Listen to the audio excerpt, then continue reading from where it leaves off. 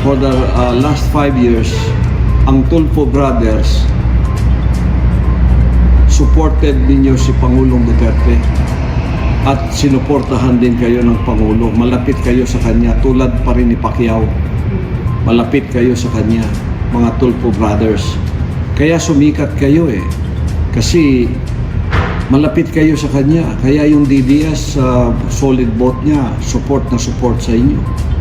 O ilan sa 16 million ang pumasok sa iyong subscription na 48 million? Ilan? Ilagay na lang natin dahil hindi kayo kalaban ni Pangulong Duterte, supported na supported ninyo siya, malapit ka pa sa kanya nitong pagka-presidente niya, noong nakarang araw ka lang bumaligtad na parang si Pacquiao na rin. This is SMNI News Channel. Truth that matters. Well, supportahan mo man o hindi, ay nagpatuloy na, nagpasimula ng binoycott at nag-unsubscribe ang millions of subscribers ni Rapi Tulfo sa kanyang pagkakamali sa sinabi niyang parang isang hamon o challenge. Nagpasimula ito nung in-invite siya doon sa ASAP. Isa yata itong ABS-CBN program. Pagkatapos parang na-carried away siya at nagkaroon siya ng idea na mas lalakas ang kaniyang support sa subscribers kung magsasanib pwersa siya sa pinasalamatan niya ang programa na yun. Kaya nung nasa kanyang sariling programa siya, ayun ang sinabi niya. Marami kayong nalulungkot yan sa ABS, pero huwag kayong mag-alala sapagkat binilang pa nga niya 8 buwan o 10 buwan, sapagkat 10,000 daw yung nawalan ng trabaho, nalulungkot. Babalik na masaya.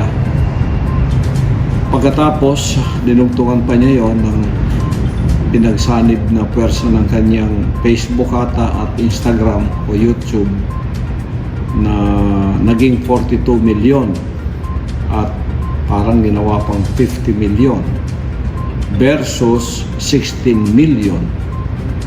Nung sinabi niya yon, putok ang bulkan. The magma of dissent against him went flowing down, unabated na. So, na-offend ang mga solid na supporters ni President Rodrigo Roa Duterte sapagkat parang pinagyabang ni Rapi Tulfo, nag-insinuate siya na parang tatakbo siya either Vice President at babanggain yung 16 million against sa kanyang 48 to 50 million subscribers. Ang hindi niya nalalaman, ito ang opinion ko dito. Ang 16 million ni Pangulong Duterte ikipananalo niya bilang presidente ay solid voters yun. Solid vote yun. Bawat isa doon solid vote yun. Numbering 16 million. Plus pa yung nadaya sa kanya about 3 million. Yung hindi nabilang. Kasi dinaya siya. Kasi kung 1 million lang ang lamang ni Pangulong Duterte, talo siya. Mga 3 million ang nadaya sa kanya, pero hindi pa rin kaya. So maging 19 million yan kung tutusin. At sobra pa. Ilagay mo na lang sa kanyang pagkapangulo ngayon, lalong dumami yan. Naging 20 million na yan. Hindi lang 16 million yan. Sobra pa sa 20 million yan. Ilagay na lang natin sa 16 million. voters. Solid vote yun. Babanggain mo yon sa yung sinabi mong 48 million subscribers. Ilan ang voting people diyan?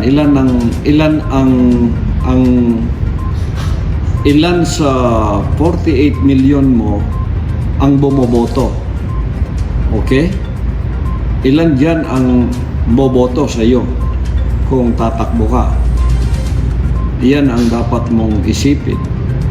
At ito pa, ang pangalawa, ilan sa 48 million na yan ang DDS na kumampi sa iyo dahil for the last 5 years, ang Tulfo Brothers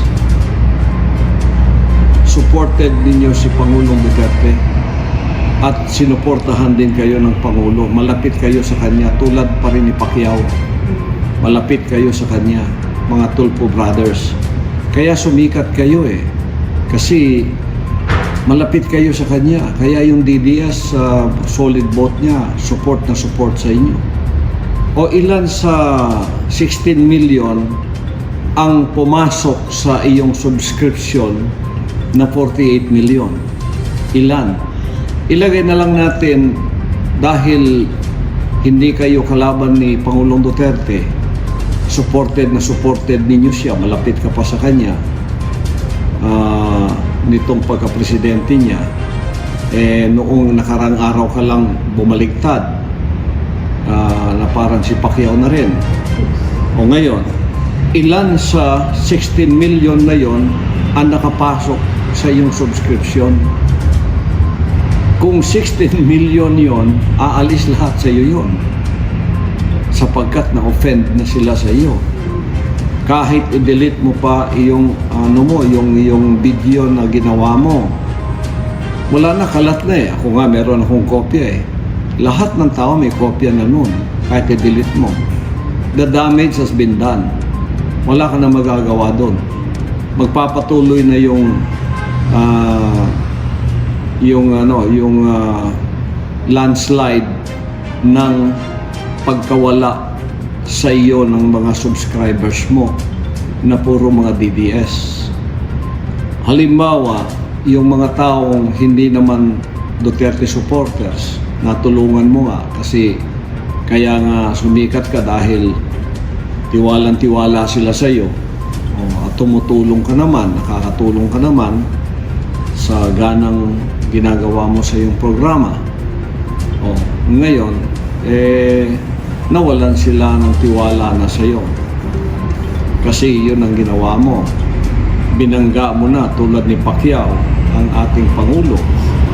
Ngayon, maaalis na yung support sa iyo ng mga solid Duterte supporters. To remind you, 16 million voters lahat yun. Ngayon, aalis sa iyo yun. Ilan ang mga nasa 16 million nakapasok sa iyong subscription? Ilagay natin 16 million sila. Minus 16 million ka na. Voters yun. O sa natitira sa iyo, halimbawa may natira sa iyong 20 million, aalis din sa iyo yan Kasi sa 5 taon na pamamahala ng Pangulo, nakita nila ang tunay na pagbabago ng Pilipinas. Kaya yung hindi bumoto sa kanya noon, bilib na rin sa kanya ngayon. Kaya ang oposisyon, hindi sila makaporma Watak sila Kasi hindi sila ma-solidify.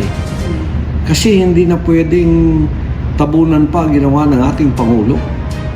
At eto yung pangatlo. Napansin ba ninyo at sa iyo, Rafi, na lahat ng kumukontra sa Pangulo ay bumabagsak? At ang lahat, pangapat, ang lahat ng kumakampi na ibalik ang ABS-CBN ay lumalagpak, bumabagsak sa paningin ng mga tao. Alam mo kung bakit? Wala na tayo sa ignorant democracy. Nasa sa intelligent democracy na tayo. Ibig sabihin, kahit sino ka pang mayaman, oligarko, sikat, malaking network, pagka ikaw kumontra at nag-violate ng ating mga batas, lulubog ka. Hindi ka kakampihan na ng mga tao. O ngayon, gusto ninyong ibalik ang ABS-CBN. O, ikaw, si Pacquiao, si sino pa? Marami pa kayo eh.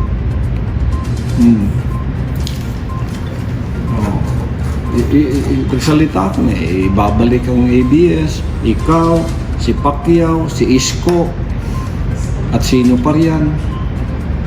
Yan ay patotoong nung panahong ignore democracy pa tayo. Makakaya ninyong gawin yun. Kasi pasikatan noon eh. Pasikatan at saka papopular. Pero ngayon di na ganun. Alam ng tao kung bakit ang ABS-CBN niyan lalagyan ng prangkisa. Pag yan, sinasabing ibalik ko, isang malaking pagkabagsak ninyo yan. Kasi tutol ang tao sa inyo sa bagay na ganyan. Biro ninyo, inimbestiga yan sa Kongreso, sa mababang kapulungan. Inosisa yan, siniyasat. Ang daming violations against the law ng ABS-CBN. Nandun yung mga taga pagtanggol nila, presidente nila, CEO nila, in-interview, lahat. Pero ninyo yung mga congressmen na botong-boto sa ABS, bumaligtad lahat dahil nakita nila ang mga violations ng ABS-CBN. Totoong-totoo pala, lalo na sa taxes at di pa pang mga bagay. Kaya bumoto sila against. Tapos, kayo, dahil sikat kayo sa social media, tulad mo, si Pacquiao, sikat siya dahil boxer siya. O si Isko, sikat siya kuno dahil mayor siya ng Manila. Ganon-ganon. Tapos ang una ninyong sinasabi, ibabalik ang ABS-CBN. Doon kayo lulubog. Doon, nakikita ng taong bayan dyan, titiklop kayo sa mga mayayaman. Hindi kayo katulad ng ating Pangulong Duterte. Kinalaban niya yan eh. Kahit nung hindi pa siya presidente, napakalakas na giant network yan. Sa kanilang pagmamayabang eh, pag sinuportihan nila isang tao, magiging pangulo siya dahil malakas ang hatak nila sa masa. Nawala na yun. Wala na. Ang tao ngayon, bulat na. Hindi na katulad mo. So, yun ang pagkakamaling nagawa mo. Mahirap nang ibalik yun. The damage has been done. And